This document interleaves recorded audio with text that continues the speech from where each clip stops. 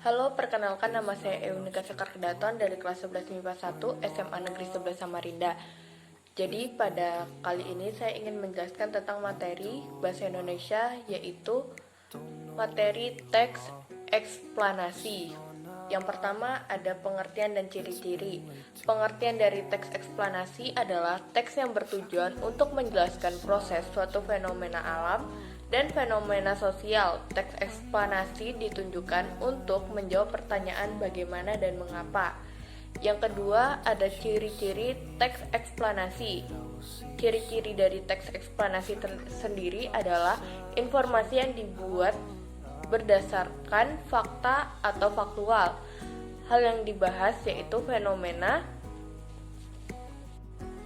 Hal yang dibahas yaitu suatu fenomena yang bersifat keilmuan atau berhubungan dengan ilmu pengetahuan. Sifatnya informatif dan tidak berusaha untuk mempengaruhi pembaca untuk percaya terhadap hal yang dibahas.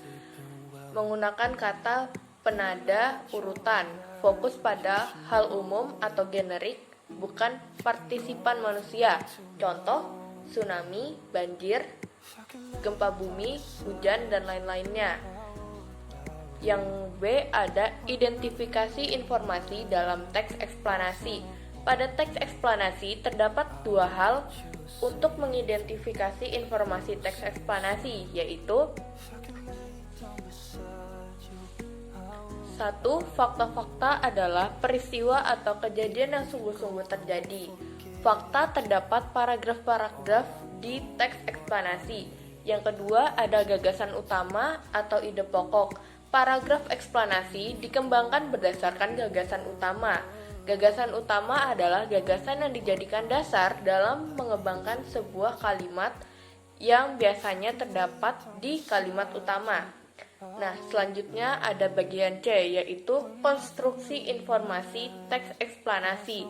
Yang pertama ada bagian-bagian dari teks eksplanasi. Bagian-bagian dari teks eksplanasi sendiri ada 3, yaitu pernyataan umum, deretan penjelas, dan interpasi. Yang kedua ada susun ulang teks eksplanasi. Abstraksi merupakan penyajian singkat mengenai teks secara jelas dan akurat. Ada beberapa aspek yang perlu diperhatikan dalam mengabstraksi teks eksplanasi, yaitu yang pertama membaca teks dengan cermat dan teliti. Yang kedua mencatat gagasan-gagasan penting yang tersirat dalam teks.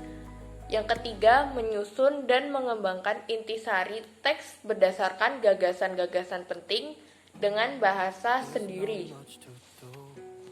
Selanjutnya ada juga analisis struktur dan kebahasaan.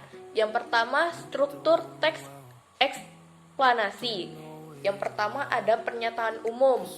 Yang kedua ada deretan penjelas, yang ketiga ada interpretas, dan yang keempat ada kesimpulan. Kebahasaan teks eksplanasi sendiri ada kopula, kata kerja aktif, konjungsi, keterangan waktu, dan kata ganti benda. Dan yang terakhir dari materi teks eksplanasi sendiri adalah produksi teks eksplanasi. Yang pertama ada pola pengembangan dalam teks eksplanasi. Ini dibagi menjadi 2, yaitu pola pengembangan sebab akibat dan pola pengembangan proses. Yang kedua ada langkah-langkah penulisan teks eksplanasi. Ini ada 5, yaitu menentukan topik atau tema, menentukan tema penulisan. Selanjutnya ada mengumpulkan data dari berbagai sumber, lalu menyusun kerangka, dan yang terakhir mengembangkan kerangka menjadi kerangka-kerangka teks eksplanasi. Dan yang ketiga adalah penyuntingan teks eksplanasi. Langkah-langkah menyunting teks eksplanasi sendiri adalah membaca kalimat demi kalimat secara detail yang digunakan untuk menemukan kesalahan yang terjadi pada penulisan teks eksplanasi.